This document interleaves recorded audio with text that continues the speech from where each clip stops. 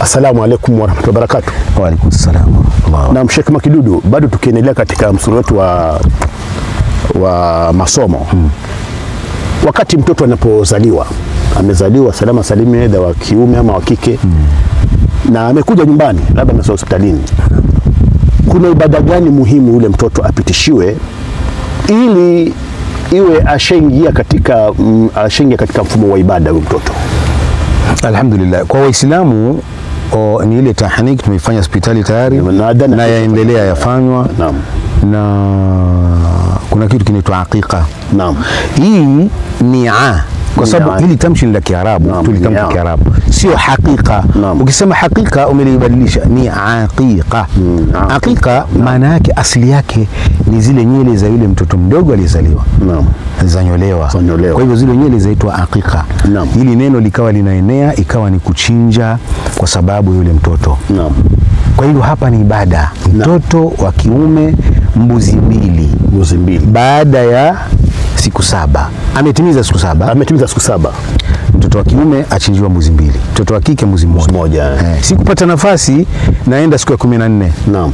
Sikupata nafasi naenda siku ya 21. Zaenda 7 mpaka nimeshindwa sasa, haiwezekani, ni wakati wote. Naam. Wakati wote. Naam. Kwa hivyo hata mimi na watu wazofanywa hata sisi, kama kufanywa jifanyie Sheikh. Kama kufanywa jifanyie Sheikh, tuje tule mbuzi Sheikh. Mbuzi mbili. Kwa hivyo Mtume alichinjia Hassan na Hussein, wale wajukuu wake, mbuzi mbili. Kwa hivyo aqiqa kitu muhimu sana, wazazi tunakikosa. Hii ni sunna muhimu ambayo kwamba watu walihama. Sisikii aqiqa humu. Watu aqiqa ni kidogo sana, watu wanafanya ni kidogo sana. Na wakati ninapofanya vile, yani unaalika watu waje wale mshela manili ndio furaha na kuomba dua mtoto awe mtoto mwema.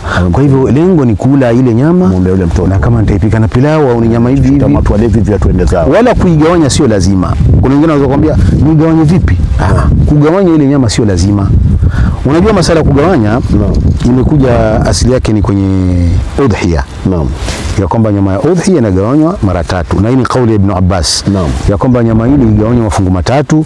Fungu la kwanza ni lako wewe, la pili la jirani, la tatu la ndugu na maskini. Naam. Lakini sio lazima. Naam. Sio lazima kugawanya. Unaweza kuchinja kwa leo mwenyewe na familia yako. Kwani mbuzi ana uzito gani wa kumwalikia watu wengi? Kama ni mtoto wa kike. Sasa masala kulaumiana. Mbona nyinyi hamfanyi mkatoalika? Kwa hivyo unajua kama Afrika zinakuwa nyingi, ingekuwa huna mambo hayo kwamba huyu ni mroho, mchoyo. Lakini watu wamezigura hizi, hawafanyi. Watu wana uwezo lakini wanakuwa mabakhili, watoto hawachinjiwi. Na pengine hujui, ndio sababu watoto wakawa hovyo.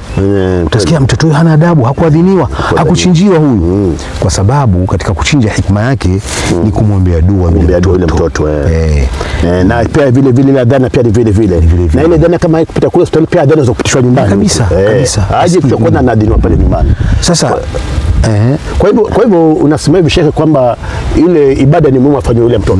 Hata haijalishi kwamba amekuwa na sahau zile nywele siku ile ya kumchinjia. Mtoto mdogo nywele zake sio nyingi, ni kidogo tu. Sasa zanyolewa, alafu unazipeleka kwa sonara, zinatiwa kwenye mizani, zapimwa. Ni gramu ngapi? Unajua utapata kama gramu 2, gramu 1. Hata chini ya hivyo. Sasa utauliza sonara, nimepata nywele zangu ni gramu 2 za mtoto wangu. Fedha.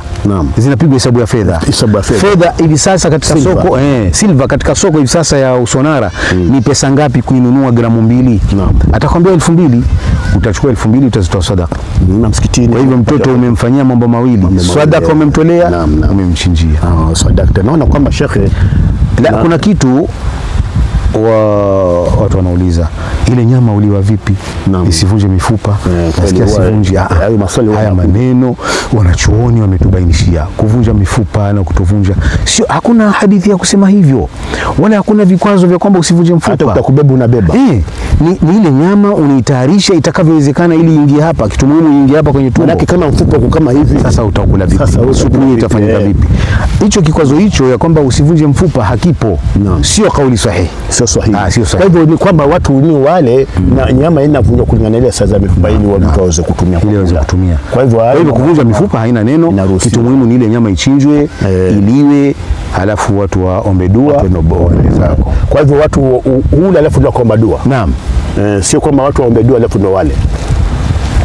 itategemea nafasi yani ya ile mawqif, kwa sababu kitu muhimu ni kule kumwaga damu. Kitu muhimu si mtoto amechinjiwa. Sasa kuna mtu ana haraka kwambia basi mimi namwombea mtoto dua, mimi naondoka. Na yule mtoto kwa hivyo katika ile dua anaweza kwa na baba yake, kwa mwana yoyote na akamwombea. Na kumwombea ni kila mmoja atamwombea dua. Kwa hivyo sawa sawa uko pale hauko pale. Naona kwamba sasa ishaeleweka, ishafahamika. Na mshukrani, nafikiri watu wamepata hii na watu wana